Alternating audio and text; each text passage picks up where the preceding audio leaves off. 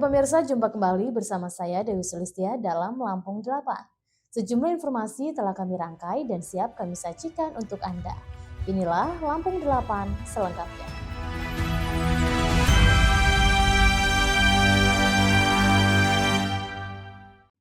Ya pemirsa, Kementerian Haji dan Umroh memperketat aturan istitah kesehatan bagi jemaah haji.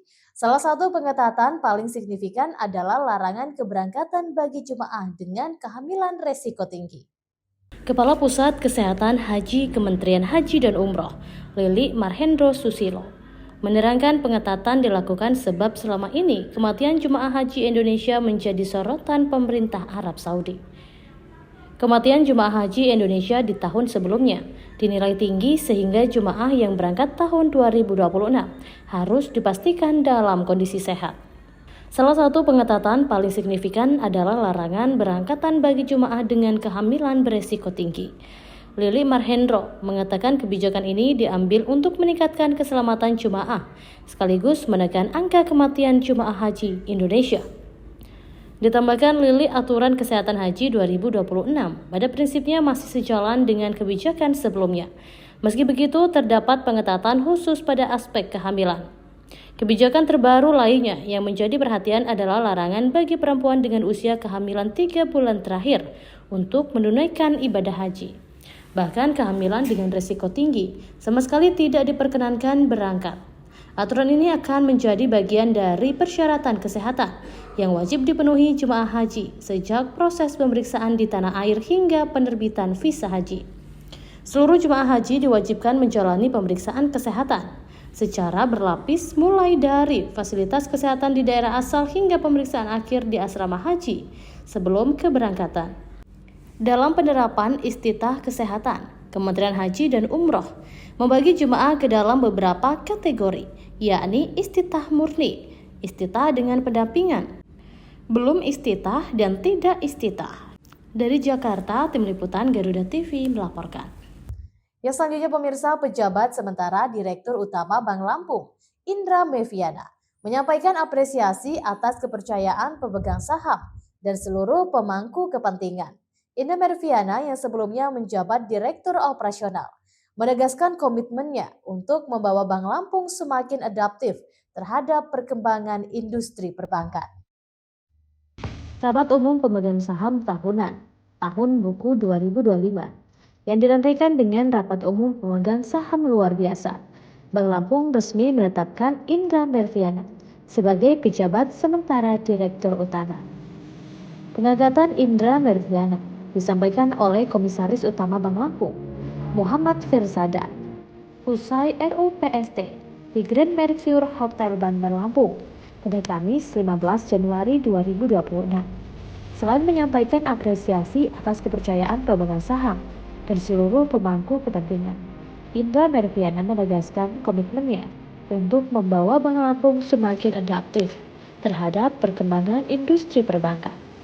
Pihaknya akan memperkuat layanan dan produk digital, serta melakukan penyesuaian struktur organisasi agar lebih selaras dengan arah digitalisasi.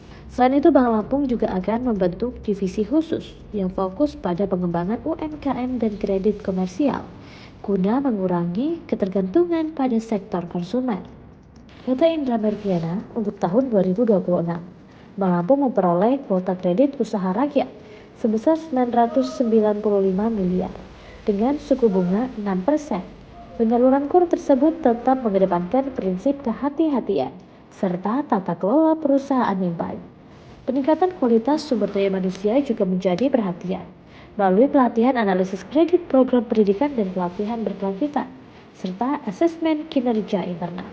Ditambahkan juga menyampaikan rencana bisnis sebagai arah strategis pengembangan Bank Lampung ke depan. Salah satu fokus utama adalah penguatan kerjasama kelompok usaha bank bersama Bank Jatim yang telah mendapat penetapan otoritas jasa keuangan pada 24 Desember 2025 serta persetujuan pemegang saham. Melalui skema KUP tersebut, Bank Lampung menargetkan pertumbuhan yang lebih agresif mulai 2026 jika pada 2025 pertumbuhan kredit masih berada di bawah 5%. Bahkan pada 2026, ditargetkan meningkat hingga 10%. Penyaluran kredit ke depan akan difokuskan pada sektor-sektor produktif, khususnya UMKM di wilayah pedesaan, serta sektor pertanian. Dari Bandar Lampung, Tim Liputan Garuda TV melaporkan. Ya, selanjutnya pemirsa, Balai Taman Nasional Waikambas menutup sementara seluruh objek wisata alam di kawasan Taman Nasional Waikambas, Kabupaten Lampung Timur, mulai Jumat 16 Januari 2026. Kebijakan ini diambil sebagai langkah antisipasi, menyikapi meningkatnya atensi masyarakat, serta keterbatasan sumber daya manusia dalam penanganan dan penanggulangan konflik gajah liar. Penutupan tersebut tertuang dalam Surat Edaran Nomor SE 105 T11 TU HMS 01 08 B 01 2026 yang ditandatangani Kepala Balai Taman Nasional Waikambas Mahir Zaidi. Meski demikian, penutupan tidak berlaku untuk kegiatan penelitian, magang, dan pendidikan. Kepala Balai Taman Nasional Waikambas, Mahir Zaidi, menjelaskan bahwa langkah ini dilakukan untuk memaksimalkan fokus personel dalam penanganan konflik antara manusia dan gajah liar.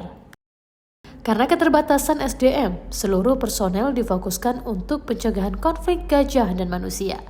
Selama masa penutupan, pihak Taman Nasional Waikambas terus berkoordinasi dengan para pihak agar permasalahan ini segera teratasi.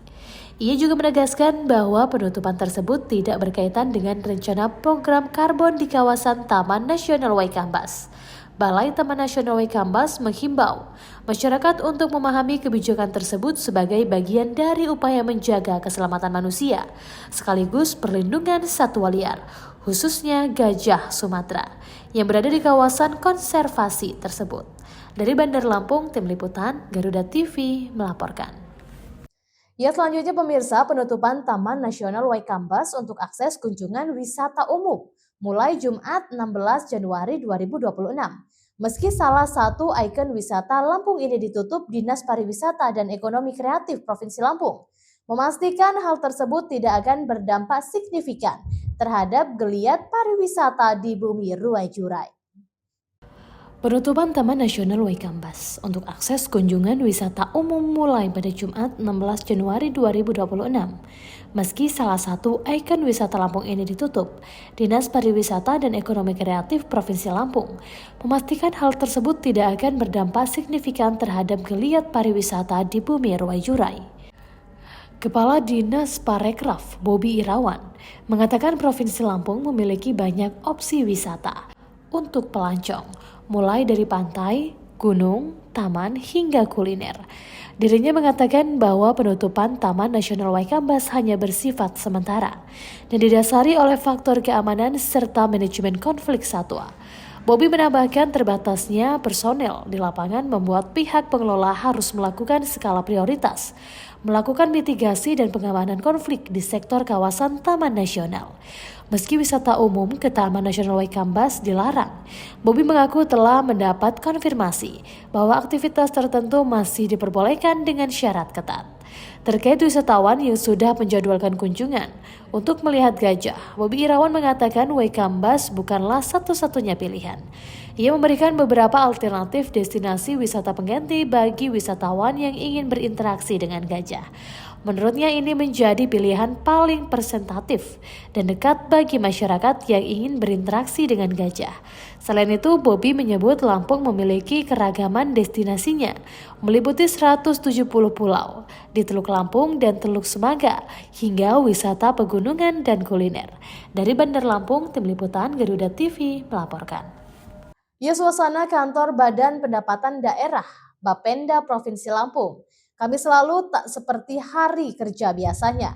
Hari itu kental dengan nuansa khas Lampung. Bukan saja para pegawai yang mengenakan baju motif Lampung, tapi interaksi antar pegawai juga menggunakan bahasa Lampung. Bahkan hari itu digelar apel pagi yang dipimpin langsung Kepala Bapenda, Slamet Riyadi. Dari awal mulai apel hingga penutupan menggunakan bahasa Lampung. Instruksi Gubernur Lampung nomor 4 tahun 2025 tentang Hari Kamis Beradat ternyata efektif. Kebijakan mewajibkan aparatur sipil negara mengenakan mengenakan baju khas Lampung serta menggunakan bahasa Lampung dalam aktivitas kedinasan tiap hari Kamis. Dijalankan organisasi perangga daerah di lingkungan Pemprov Lampung, di antaranya kantor Bapenda. Di kantor Bapenda Provinsi Lampung sebelum masuk jam kerja sudah digelar apel pagi. Semua ASN-nya mengenakan busana khas motif Lampung, juga komunikasinya menggunakan bahasa daerah bahasa Lampung. Kepala Bapenda Provinsi Lampung Slamet Riyadi memimpin langsung apel pagi tersebut. Dengan menggunakan bahasa Lampung, prosesi apel secara keseluruhan menggunakan bahasa Lampung meski terlihat masih ada yang kaku karena kurang terbiasa. Selain di kantor Bapenda, kantor-kantor pelayanan Samsat juga menjalankan Kamis beradat tersebut. Meski diakui masih kerap terpaksa mendadak nyambung ke bahasa Indonesia karena lawan komunikasinya yang kurang menguasai atau bahkan sama sekali tidak mengerti bahasa Lampung. Meski begitu, Slamet Riyadi mengaku tidak akan pernah lelah mengingatkan jajarannya agar menjalankan instruksi gubernur yang dimaksudkan untuk menjaga jati diri Lampung yang kaya akan adat istiadat. Dari Bandar Lampung, Tim Liputan Garuda TV melaporkan.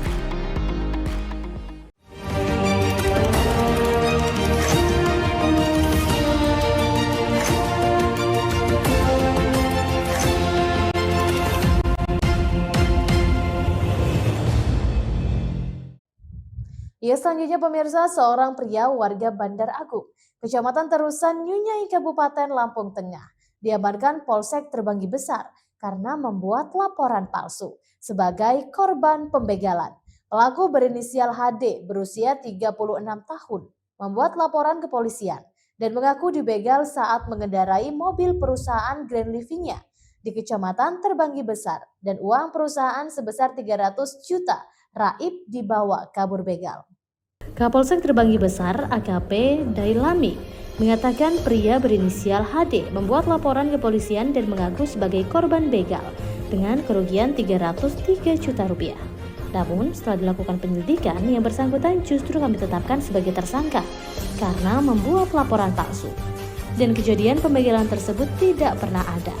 Tidak tanggung-tanggung, HD sebelumnya bahkan sempat membuat sebuah video hoax yang viral di media sosial, menampilkan bagasi mobil terbuka dengan narasi olehnya yang menyebutkan bahwa HD tidak bisa melanjutkan perjalanan. Kunci mobil dirampas, HP dirampas, dan dia mengaku telah menjadi korban pembegalan. Pria yang bekerja sebagai karyawan sales gudang penjualan spare part PT Lautan Teduh Yamaha di Kampung Poncowati, Kecamatan Terbanggi Besar itu pun mengaku dalam video bahwa pelaku begal juga merampas sejumlah uang di dalam bagasi mobil yang saat itu dia kemudikan. Ia mengaku dibegal pada Selasa 13 Januari 2026 di Jalan Lintas Sumatera Kalimambu, Kampung Terbanggi Besar, Kecamatan Terbanggi Besar, Kabupaten Lampung Tengah.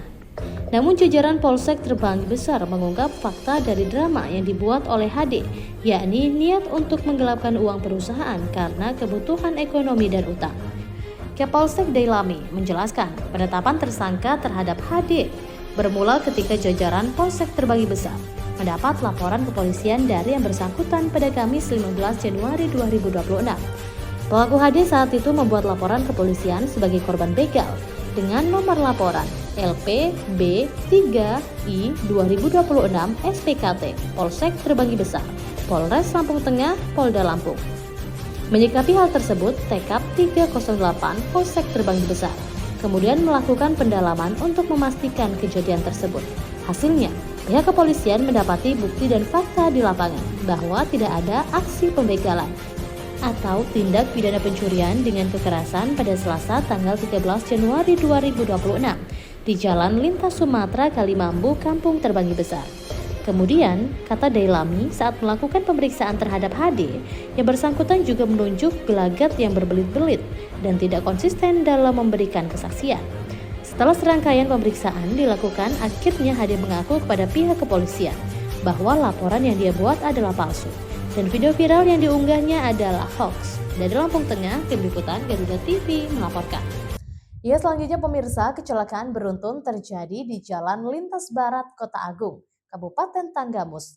3 kendaraan terlibat dalam insiden ini. Beruntung tidak ada korban jiwa. Kecelakaan berawal saat sebuah mobil L300 selesai mengisi bahan bakar di SPBU Kota Agung dan hendak berbelok ke arah Wonosobo. Pada saat bersama, dari arah Bandar Lampung melaju sejumlah kendaraan roda 6, termasuk truk Fuso B9132 yang mengangkut sepeda motor. Salah satu kendaraan di depan melakukan pengereman mendadak.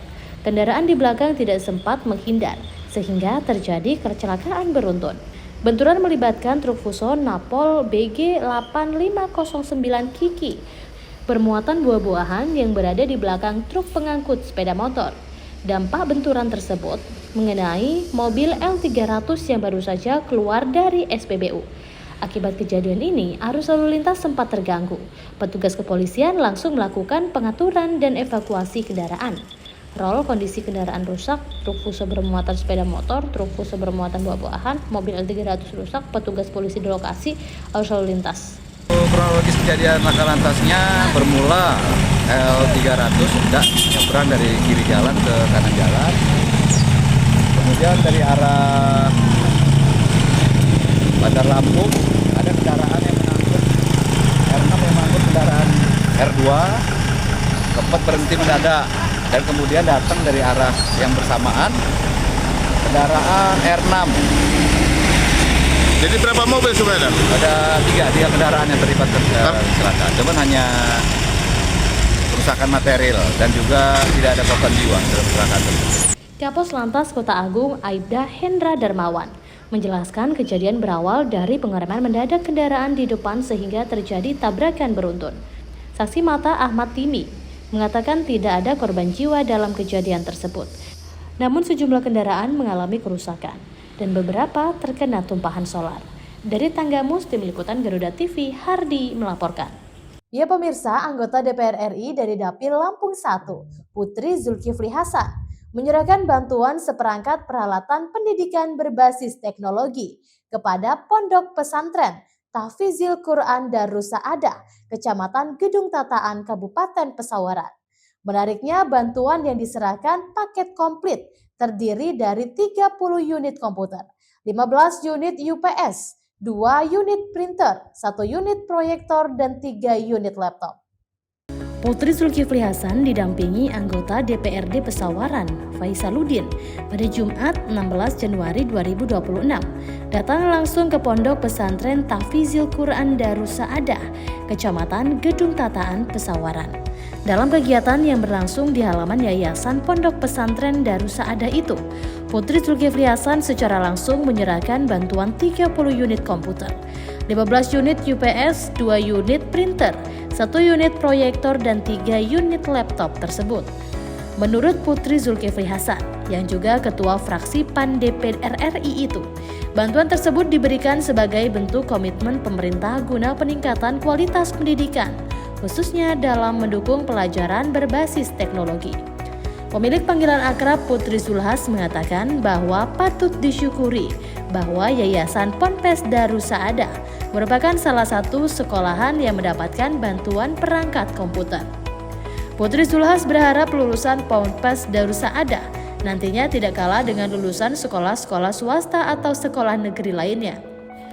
Putri mengingatkan santriwan dan santriwati tidak cukup hanya membekali diri dengan karakter yang baik, tapi juga harus kreatif, inovatif, juga memiliki skill lainnya yang nantinya dapat digunakan untuk mendapatkan pekerjaan di zaman yang serba digital.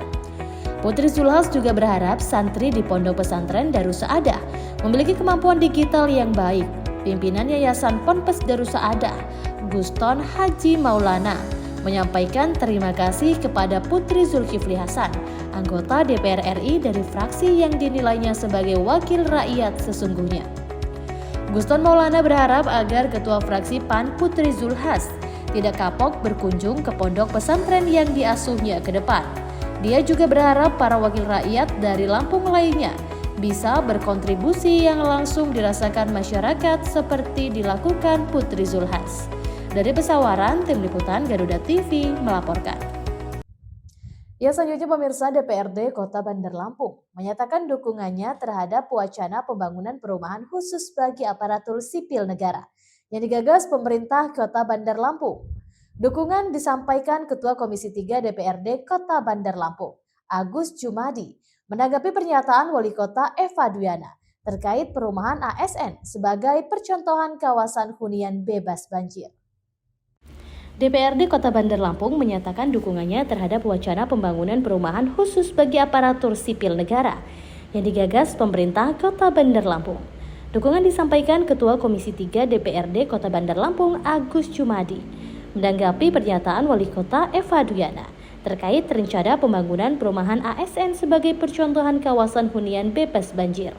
Sebelumnya, Wali Kota Eva Duyana mengungkapkan rencana tersebut saat meninjau lokasi pasca banjir di Kelurahan Kalibalau Kencana, Kecamatan Kedamaian pada Sabtu 10 Januari 2026. Perumahan ASN direncanakan menjadi prototipe kawasan permukiman yang memiliki sistem tata kelola lingkungan dan drainase yang baik. Agus Jumadi mengatakan, wacana pembangunan perumahan ASN tersebut memang masih berada pada tahap perencanaan dan belum dibahas secara khusus bersama DPRD khususnya Komisi 3. Meski demikian, Agus menilai rencana tersebut patut didukung karena sejalan dengan program pemerintah pusat yang menargetkan pembangunan 3 juta rumah bagi masyarakat berpenghasilan rendah, termasuk ASN serta TNI Polri. Menurutnya, wacana menarik dari rencana tersebut adalah konsep perumahan ASN yang dijadikan sebagai prototipe kawasan bebas banjir. Ia menegaskan bahwa seluruh pembangunan kawasan perumahan di Kota Bandar Lampung harus tetap mengacu pada regulasi yang berlaku. Dari Bandar Lampung, Tim Liputan Garuda TV melaporkan. Ya, selanjutnya pemirsa, Sekretaris Daerah Kabupaten Lampung Selatan, Supriyanto, melakukan peletakan batu pertama pembangunan Kampung Nelayan Merah Putih KNMP di Desa Kunjir, Kecamatan Raja Basa pada Kamis 15 Januari 2026. Pembangunan KNMP di Desa Kunjir merupakan bagian dari program prioritas nasional Kementerian Kelautan dan Perikanan Republik Indonesia. Program tersebut saat ini memasuki tahap kedua yang dilaksanakan di 35 titik pesisir Indonesia sebelum diperluas hingga mencakup 1.000 lokasi di seluruh wilayah pesisir nasional pada 2029. Kabupaten Lampung Selatan sebelumnya telah masuk dalam pembangunan tahap pertama KNMP di 2 lokasi, yakni Desa Ketapang, Kecamatan Ketapang, dan Desa Bandar Agung, Kecamatan Seragi, yang merupakan bagian dari 65 lokasi awal pembangunan secara nasional. Mewakili Bupati Lampung Selatan, Sekda Supriyanto, menilai pembangunan Kampung Nelayan Merah Putih di Desa Kunjir sebagai langkah strategis dan visioner dalam mendorong transformasi kawasan pesisir. Sekda Supriyanto menyebutkan KNMP Desa Kunjir merupakan lokasi ketiga di Kabupaten Lampung Selatan dari 100 lokasi KNMP yang direncanakan secara nasional. Sekda berharap pembangunan KNMP menjadi tonggak perubahan kehidupan nelayan, mulai dari penyediaan hunian yang lebih layak, peningkatan produktivitas perikanan, hingga penguatan ekonomi keluarga nelayan secara berkelanjutan. Menurutnya, kawasan pesisir bukan wilayah pinggiran, melainkan beranda depan ekonomi maritim Indonesia. Nelayan memiliki peran strategis sebagai penjaga ketahanan pangan laut dan kedaulatan sumber daya kelautan nasional. Pada kesempatan itu, Supriyanto juga menyampaikan apresiasi kepada Menteri Kelautan dan Perikanan Republik Indonesia, serta jajaran atas komitmen mendorong pembangunan masyarakat nelayan, khususnya di Kabupaten Lampung Selatan dan Desa Kunjir. Supriyanto juga menegaskan kepada PT Nara selaku pelaksana kegiatan agar melaksanakan pembangunan secara profesional, tepat waktu, tepat mutu, serta sesuai ketentuan yang berlaku. Kedepan Supriyanto mendorong pengelolaan Kampung Nelayan Merah Putih dilakukan melalui koperasi nelayan dengan tata kelola yang transparan dan akuntabel. Dengan demikian, kawasan tersebut diharapkan berkembang menjadi pusat produksi, distribusi, dan pemasaran hasil perikanan yang memberi nilai tambah bagi nelayan. Pejabat pembuat komitmen PPK Pembangunan KNMP KKP RI, Yusuf Santoso, mengatakan pihaknya menargetkan penyelesaian persiapan material pembangunan pada Januari 2026. Dengan demikian, pekerjaan fisik diharapkan dapat dimulai pada awal Februari 2026. Dijelaskan pengelolaan kawasan Kampung Nelayan Merah Putih nantinya akan diserahkan kepada Koperasi Desa Merah Putih dengan pengawasan dari Dinas Perikanan, pemerintah daerah, serta kepala desa setempat. Dari Lampung Selatan, Tim Liputan Garuda TV melaporkan. Alam yang mempesona, budaya yang mengakar, dan sejarah yang menawan. Setiap domba ada pelatihnya masing-masing? Ada. Setiap sudutnya selalu punya cerita yang akan diceritakan. Perjalanan keindahan dari negeri yang luar biasa. Jelajah Nusantara. Setiap Sabtu dan Minggu hanya di Garuda TV. Ya pemirsa, pemerintah Kota Bandar Lampung melalui Dinas Perdagangan memastikan akan menggelar pasar murah selama bulan Ramadan 2026. Program ini digelar sebagai upaya membantu masyarakat memenuhi kebutuhan pokok sekaligus menekan laju inflasi. Pemerintah Kota Bandar Lampung melalui Dinas Perdagangan memastikan akan menggelar pasar murah selama bulan Ramadan 2026. Program ini digelar sebagai upaya membantu masyarakat memenuhi kebutuhan pokok sekaligus menekan laju inflasi. Kepala Dinas Perdagangan Kota Bandar Lampung, Erwin, mengatakan pasar murah akan dilaksanakan di seluruh 20 kecamatan sesuai arahan Wali Kota Bandar Lampung. Ia menjelaskan pasar murah akan digelar sebanyak 3 kali dalam 1 bulan, yakni pada awal, pertengahan, dan akhir Ramadan. Seluruh kegiatan akan dilakukan secara serentak di 20 kecamatan. Terkait besaran subsidi harga, Erwin mengaku belum dapat memastikan secara rinci, namun Pemkot Bandar Lampung akan menggandeng sejumlah pihak untuk mendukung program tersebut. Melalui pasar murah ini, Pemkot Bandar Lampung berharap dapat meningkatkan daya beli masyarakat, membantu warga memenuhi kebutuhan selama Ramadan, serta menjaga stabilitas harga dan menekan inflasi di daerah. Dari Bandar Lampung, Tim Liputan Garuda TV melaporkan. Ya selanjutnya pemirsa, 8 talenta muda asal Lampung resmi diberangkatkan untuk mengikuti seleksi nasional pemain sepak bola sebagai bagian dari pembinaan jangka panjang menuju level nasional.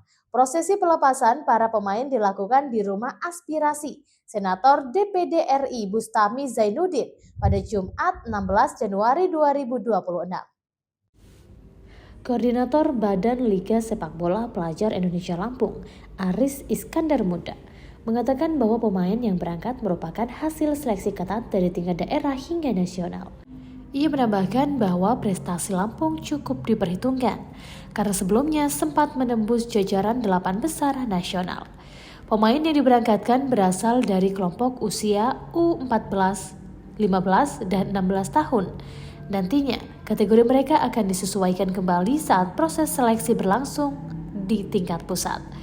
Aris mengatakan bahwa para pemain yang lolos tahap lanjutan memiliki peluang besar untuk diarahkan berbagai jalur pembinaan elit, di antaranya Elite Pro Academy, klub Liga 1 dan pembinaan di Garuda Yaksa. Senator DPD RI, Bustami Zainuddin, menegaskan bahwa olahraga kini menjadi pilar penting dalam menyiapkan masa depan generasi muda. Menurutnya, negara telah memberikan jalur afirmasi bagi para atlet berprestasi, baik dalam dunia pendidikan maupun karir. Dari Bandar Lampung, Tim Liputan Garuda TV melaporkan. Ya selanjutnya pemirsa, DPRD Provinsi Lampung bersama pemerintah Provinsi Lampung telah menyepakati rancangan peraturan daerah tentang perizinan usaha pertambangan yang segera ditetapkan menjadi peraturan daerah. Saat ini, DPRD masih menunggu jawaban evaluasi dari Kementerian Dalam Negeri Republik Indonesia.